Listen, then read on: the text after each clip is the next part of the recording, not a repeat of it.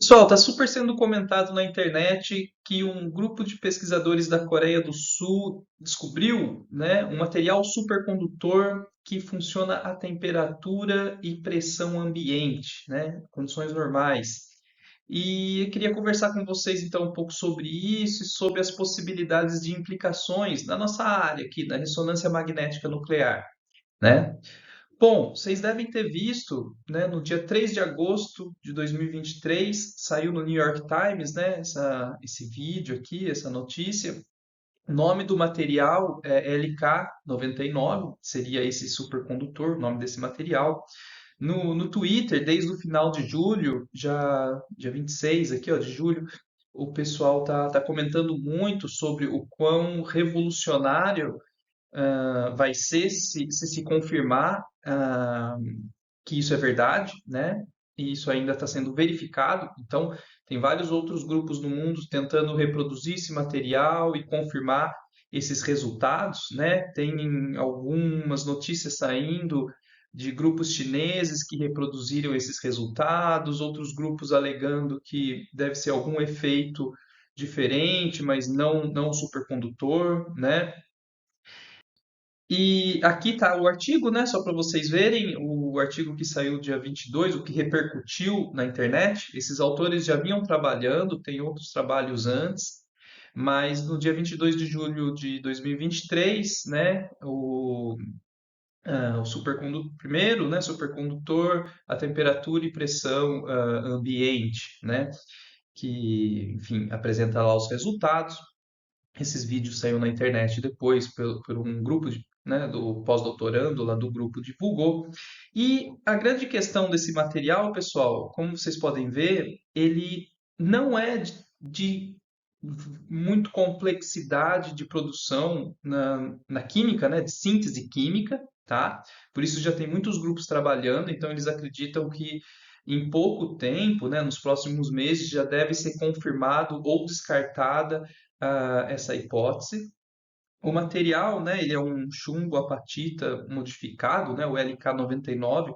Basicamente aqui, ó, são átomos de cobre, oxigênio, fósforo e chumbo, né, com uma certa estrutura adequada para permitir esse efeito supercondutor, se isso se verificar, né? E a temperatura crítica desse material é super alta, né? Aqui, 127 graus Celsius, ou seja, temperatura que ele trabalharia de forma supercondutora vai até 127 graus Celsius, ou seja, toda a faixa aqui de temperatura, né, ambiente, ele ficaria supercondutor. Só para vocês terem uma ideia de comparação, outros materiais supercondutores que a gente já conhece, bem estabelecidos, por exemplo, tem um material que trabalha abaixo, né, de menos 23 graus Celsius, que é uma temperatura super elevada, tá, para material supercondutor. Só que a pressão que ele tem que estar submetido é uma pressão altíssima, né? Aqui, ó, de quantas atmosferas, né? 170 vezes 10 a 9 pascais, né? É uma pressão super alta para ter essa temperatura relativamente alta, menos 23 graus Celsius, né? Por outro lado, alguns outros materiais supercondutores, eles funcionam a pressão, né, pressão atmosférica, como essa linha de baixo aqui, ó, um material que funciona a 1 atmosfera de pressão, porém ele tem que estar a menos 123 graus Celsius, né, que é uma temperatura super baixa, mas para os padrões de materiais supercondutores é elevado, entende? Bom, então descobrir um material que funcione a temperatura ambiente, né, até 127 graus Celsius realmente é algo revolucionário, né? Permitiria a gente criar aplicações para o nosso dia a dia, né? Aplicações em diversas situações, né? Então, qual que é a ideia de um material condutor elétrico, né?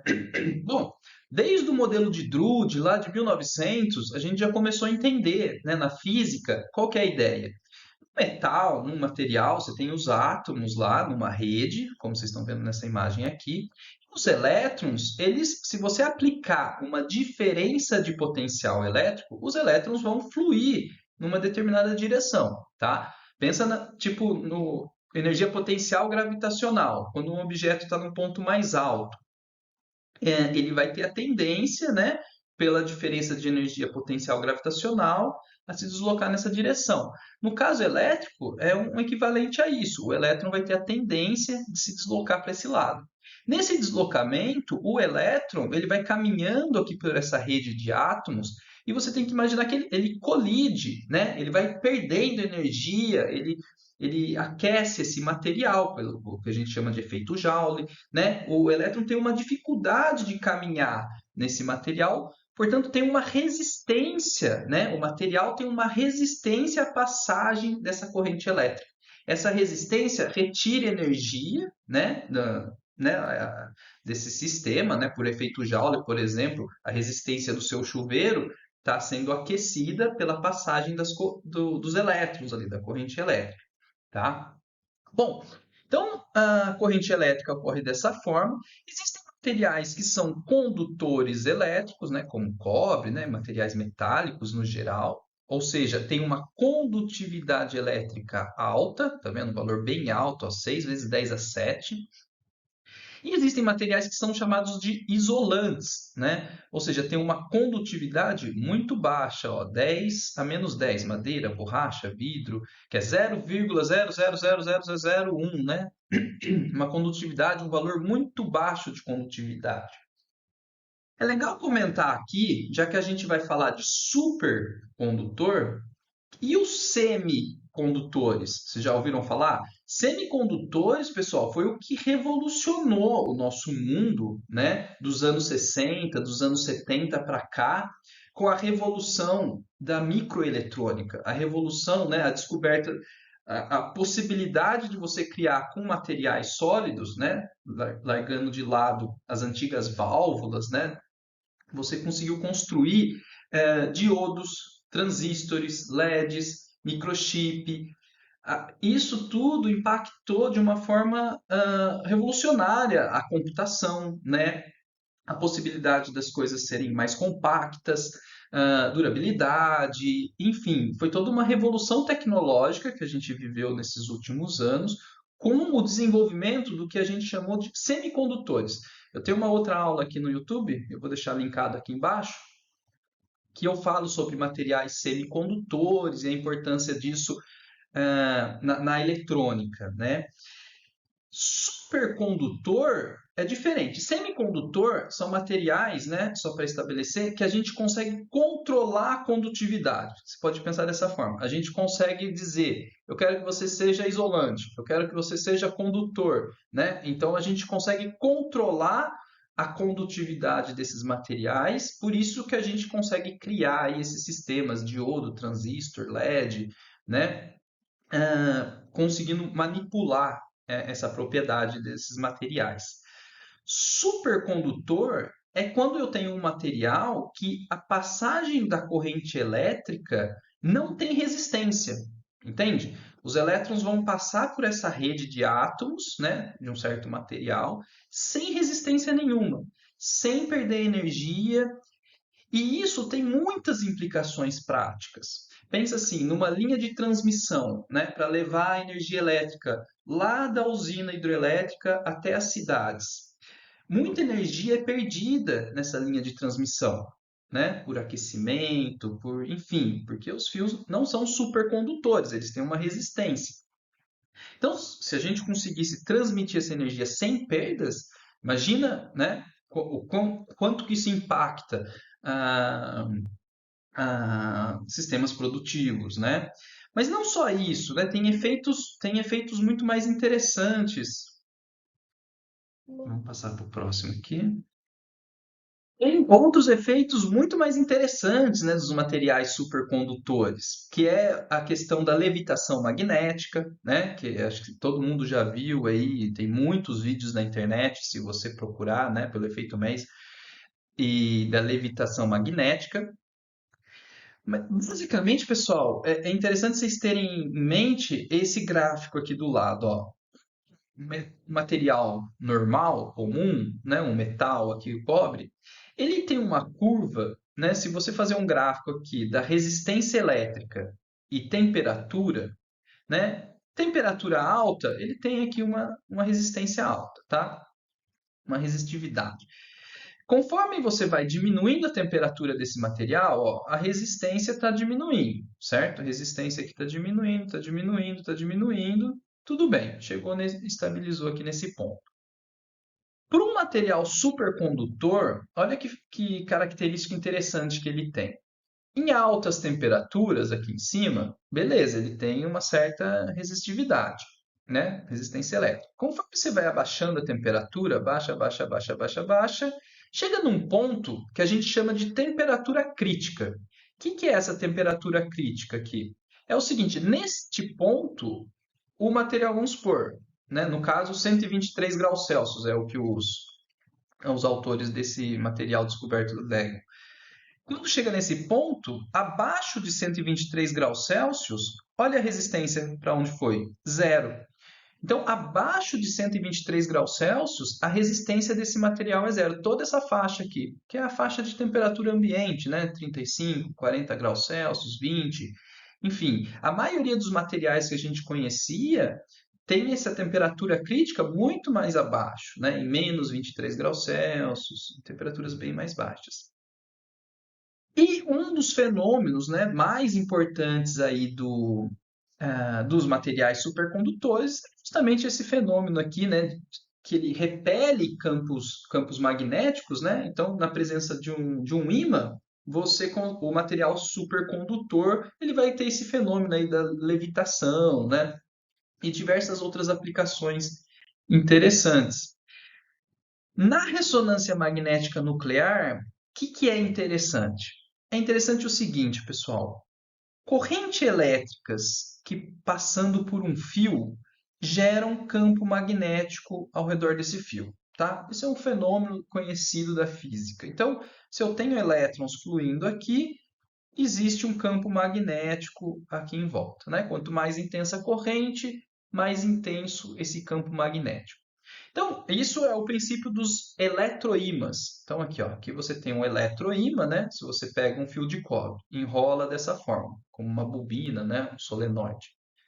Passa uma corrente por esse fio, surge um campo magnético aqui em volta, ó, as linhas azuis, praticamente idêntico, né? Ao de um ímã comum, de um ímã magnético. Tá vendo aqui o norte-sul do ímã? Tem essas linhas de campo magnético, tá? Então, o eletroímã é o que a gente usa nesses equipamentos de ressonância magnética aqui. Esse é um grande laboratório de química, ó, tá vendo? A gente tem vários equipamentos de ressonância magnética. Dentro desses equipamentos, nós temos bobinas supercondutoras, no caso, que é feito com um material supercondutor, que justamente a gente introduz uma corrente elétrica muito alta e mantém ela circulando lá dentro para produzir um campo magnético extremamente forte, né, intenso e homogêneo, tá? Bom, é, ressonância magnética também tem os equipamentos de hospital, né? Aqui você também tem esses sistemas supercondutores. A grande questão, pessoal, é que esses equipamentos atualmente, eles são uma caixa térmica, né? Se você ver aqui, olha, ele parece uma garrafa térmica mesmo. Porque aqui dentro tem hélio líquido e nitrogênio líquido para manter a bobina supercondutora na temperatura, né, abaixo da temperatura crítica. Tá? Então, esses equipamentos em hospitais, esses equipamentos de laboratório de química, de indústria farmacêutica, eles têm um custo muito elevado. Porque praticamente toda semana, né, toda segunda-feira, chega um caminhão lá na frente, recebe um tanque de nitrogênio líquido, abastece por esses pontos aqui. Então, você introduz nitrogênio líquido para manter essa garrafa térmica aqui na temperatura e manter o campo magnético aqui funcionando intensamente com esse eletroímã, né? Como a gente pode dizer, um eletroímã supercondutor. Mesma coisa em hospitais. Então você abastece praticamente toda semana com nitrogênio líquido, a cada 4, 5 meses você abastece com hélio líquido. Então vai um volume muito grande de líquidos criogênicos, que é muito caro, é muito custoso isso, tá? É um custo muito alto. Então, aqui tem uma outra visualização, né? Ó, laboratório de química, o nosso tubinho de ensaio aqui, né? De 5 milímetros, a gente insere ele bem lá no meio do nosso magneto, né? Do magneto supercondutor, onde o campo é mais intenso. Enfim, eu tenho vídeos que eu explico ressonância magnética nuclear aqui, vou deixar linkado também na descrição, tá? Olha só que interessante, então, como que é dentro desse sistema, né? Você tem uma câmera de vácuo aqui em volta, né? Como eu disse, uma garrafa térmica, né? Uma câmera de vácuo.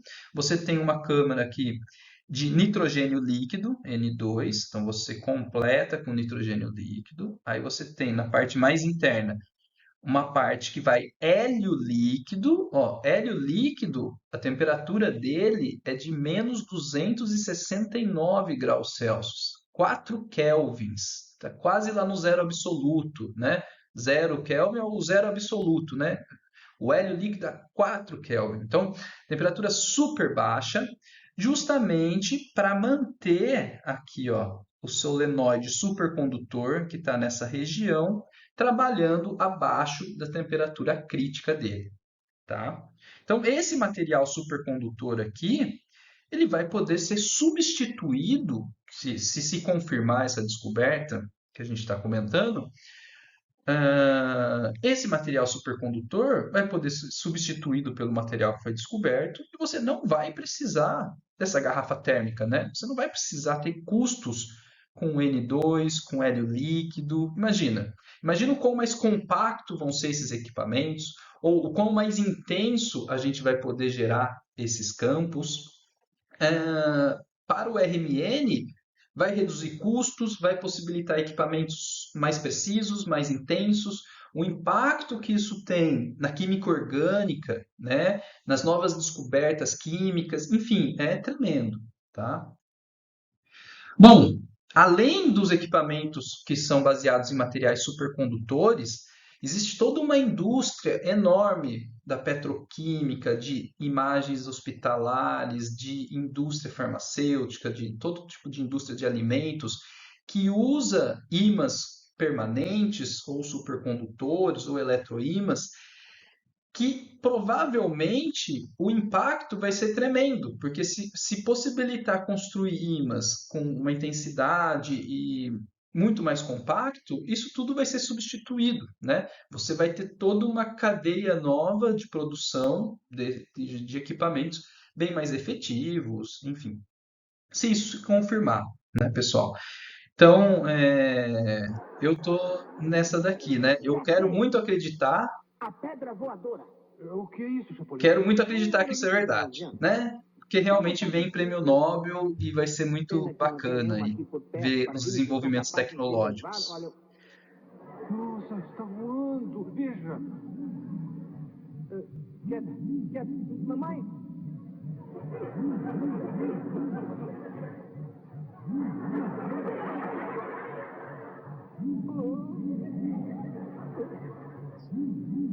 aí tem ele.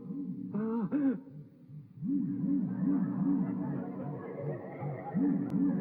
Olá, coisas novas? não lhe aconteceu nada, Chapolin? Mas é claro que não. É só questão de aprender a domá-las, como se domam os potros selvagens. Quieta. Oh, quieta. Quer dizer, Chapolin, que agora a pedra obedece às suas ordens? Naturalmente, veja só. Pra frente, pra frente. Quieta, quieta. Pra trás. Quieta, quieta. Agora pra baixo, pra baixo. Baixo, isso mais um pouquinho. Isso, assim, exatamente. Viram? Que tal?